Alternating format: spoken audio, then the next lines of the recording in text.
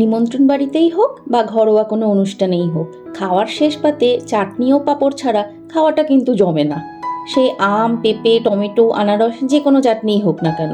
আর আজকে আমি তোমাদের সাথে শেয়ার করব জিভে জল আনা কাঁচা আমের প্লাস্টিক চাটনি। খেতে অত্যন্ত সুস্বাদু আর ঝটপট বানিয়ে বেশ কিছুদিন সংরক্ষণ করেও খাওয়া যায়। আমের অনেক রকম চাটনির মধ্যে এই প্লাস্টিক চাটনিও অত্যন্ত জনপ্রিয়।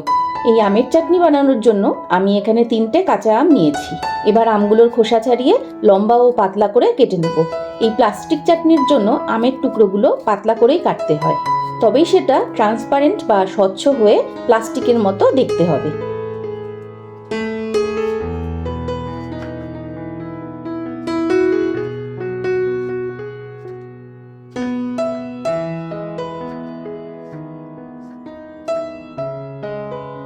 আমের টুকরোগুলো ঠিক এরকম হবে। এবার আমগুলো একটু জলে ভিজিয়ে রাখবো, না হলে আমের টুকরোগুলো কালো কালো হয়ে যাবে। এবার কড়াইতে 200 গ্রাম চিনি আর 1 বাটি জল দিয়ে ফুটিয়ে চিনিটা গলিয়ে নেব।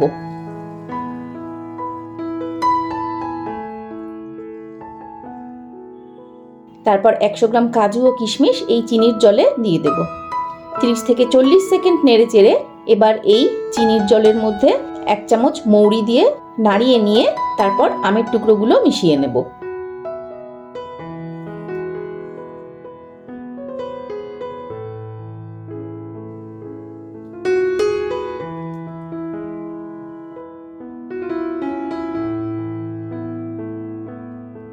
তারপর 1 চা চামচ নুন ও 1 চিমটে মতো হলুদ দেব আর দেব 1/2 চা চামচ লঙ্কার গুঁড়ো।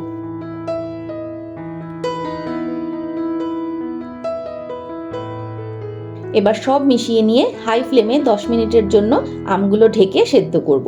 10 মিনিট পর ঢাকনা সরিয়ে আবারও একটু নেড়ে দেব, তারপর আবার 10 মিনিটের জন্য ঢেকে দেব।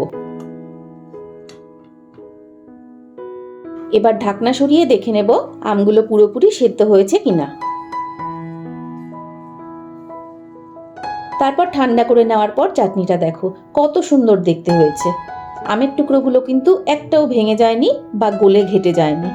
আর আমের টুকরোগুলো দেখো একদম স্বচ্ছ বা প্লাস্টিকের মতো দেখতে হয়েছে।